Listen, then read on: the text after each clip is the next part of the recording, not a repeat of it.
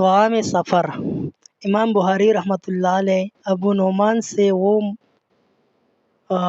مقمر بن سلیمان سے وہ اپنے والد سے اور وہ ابو عثمان سے بیان کرتے ہیں کہ حضرت عبد الرحمن بن ابو بکر رضی اللہ تعالیٰ عنہ نے انہیں یہ واقعہ سنایا۔ ہم 130 صحابہ رضی اللہ تعالیٰ عنہ نبی کریم صلی اللہ علیہ وسلم کے ساتھ سفر پر گئے۔ ایک جگہ ان حضور صلی اللہ علیہ وسلم نے ہم سے پوچھا کہ کیا ہم میں سے کسی کے پاس کوئی کھانے کی چیز ہے؟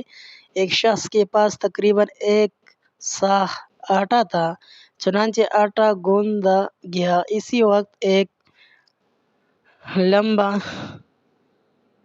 تڑنگا پر گندا خل مشرق اپنے ریوڑ کے ساتھ نمودار ہوا۔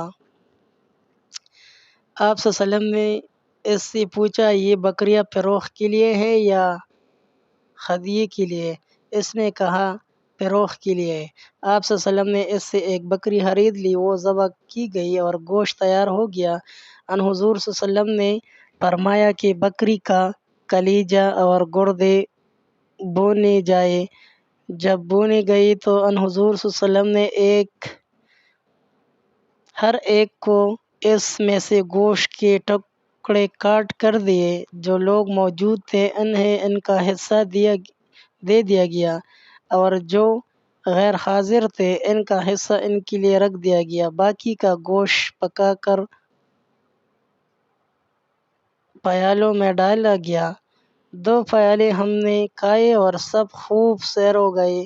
2 پیالے بچ رہے جنہیں ہم نے اونٹ پر لاد لیے اور چل دیے۔